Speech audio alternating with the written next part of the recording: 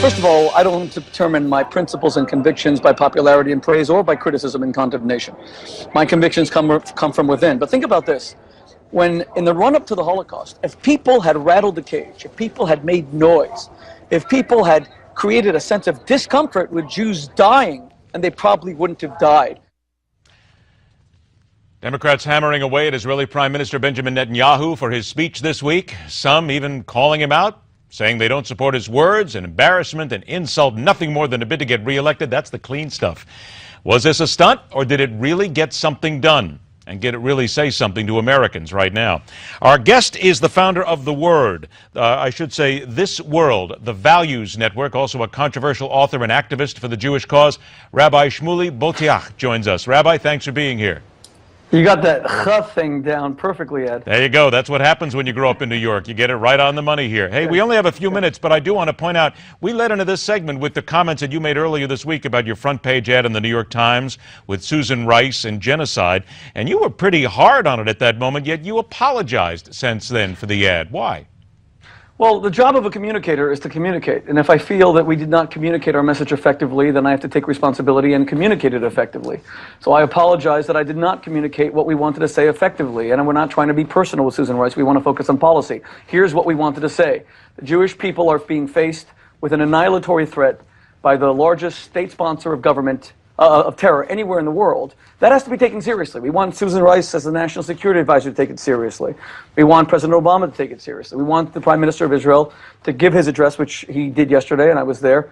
We want that to be taken seriously. That is the message we want to communicate, that none of us can turn a blind eye to the potential genocidal threats and to annihilatory threats, which are now being directed at Israel. What about those on the Democratic side who came back right after the Prime Minister's speech? And there were a number of things said. Nancy Pelosi said she cried. She felt so bad that it was an insult to America. It was an embarrassment. People are telling Americans how they need to act. What was your take on all that?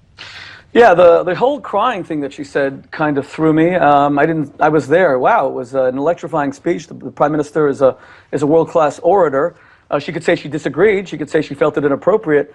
Why it reduced her to tears, I would probably find more valuable things to cry about going on in the world. ISIS chopping people's heads off. I think what she and so many other people are angry about, they're saying that here's the Prime Minister of Israel coming into our house and telling us how we need to do our business. I think that's what they were getting at.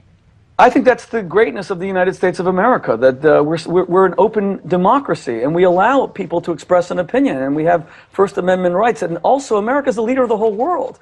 You know, the United States is the leader of the free world, so when you have other world leaders that so respect the United States that they want to offer their moral position and their expertise, their strategic expertise on the Iranian nuclear threat to the people of the United States, to the world's most powerful legislature, because the United States has the greatest reputation of defending the defenseless, of standing up for the weak.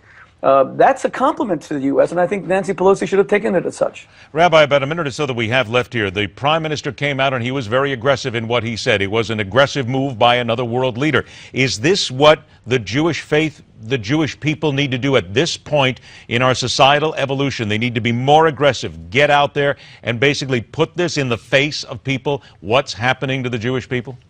Well, 2 days ago in Washington, I hosted the Nobel laureate Elie Wiesel, who the Prime Minister called out yesterday at the speech, and Senator Ted Cruz at a panel in D.C. And Elie Wiesel, the living face of the murdered 6 million of the Holocaust, said there that the biggest problem with the Jewish people is that Jews of silence, where we don't have a voice. Of course we have to rattle the cage now. Why should the only saber rattlers be the Iranians? I'm not talking about threatening anyone. They're threatening to kill people. We have to be equally vocal in the kind of annihilatory threat they are now presenting to the world.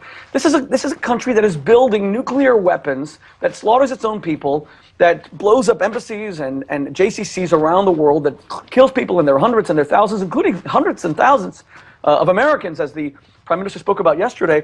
He has to speak out. What choice does he have? 1 out of 3 Jews on planet Earth were murdered in the lifetime of many people watching this program right now.